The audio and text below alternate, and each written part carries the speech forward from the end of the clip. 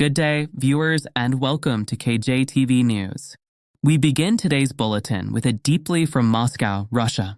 For independent journalists Antonina Favorskaya, Sergei Karelin, Konstantin Dubov, and Artyom Kryger have been sentenced to 5.5 years in prison each by a Russian court. They were convicted of participating in activities linked to an extremist organization, namely the Anti-Corruption Foundation founded by the late opposition leader Alexei Navalny. The trial, which has been ongoing behind closed doors since October 2024, concluded today at the Nagatinsky District Court. Prosecutors alleged that the journalists contributed content to Navalny's YouTube channels and media outlets, which have been officially banned and labeled as extremist in Russia. The journalists, however, have firmly denied the charges, insisting that they were simply carrying out their duties as independent reporters. Supporters of the journalists gathered outside the courtroom, chanting slogans and showing solidarity as the four were led away in handcuffs.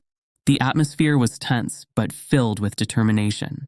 Those close to the accused say this is yet another attack on press freedom and an attempt to silence dissenting voices in the country.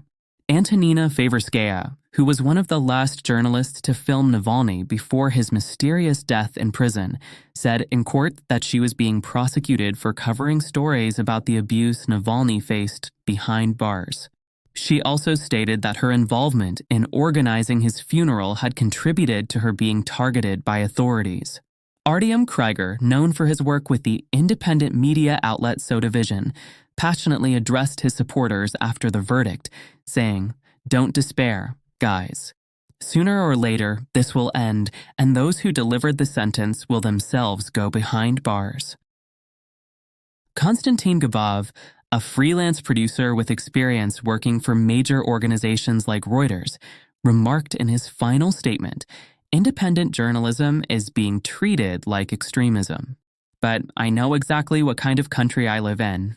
Sergei Karelin, who has worked with global outlets such as the Associated Press, emphasized that his work, conducting street interviews and reporting on public issues, was completely legal and that he was now imprisoned for simply trying to support his family through honest journalism.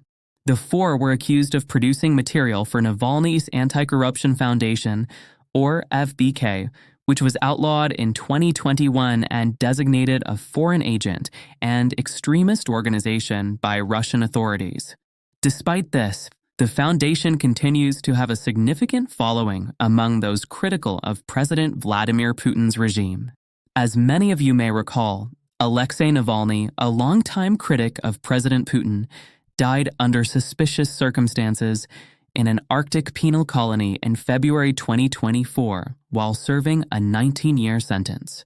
His death drew international outrage and raised serious questions about the treatment of political prisoners in Russia. Many Western leaders, as well as Navalny's family and supporters, believe he was murdered by the state, though the Kremlin has denied any involvement. The human rights organization Memorial has labeled the four journalists as political prisoners, joining a growing list of more than 900 individuals currently imprisoned in Russia for their political beliefs or work.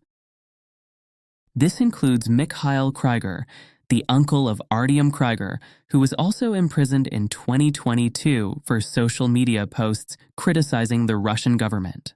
Since the start of the war in Ukraine in 2022, there has been a dramatic crackdown on freedom of expression in Russia. Journalists, activists, and ordinary citizens have been targeted with arrests, censorship, and harsh prison sentences simply for speaking out against the government or reporting on controversial issues. At KJTV News, we stand with journalists across the globe who risk their lives and freedom to tell the truth. Thank you for staying with us, and don't forget to subscribe for more news.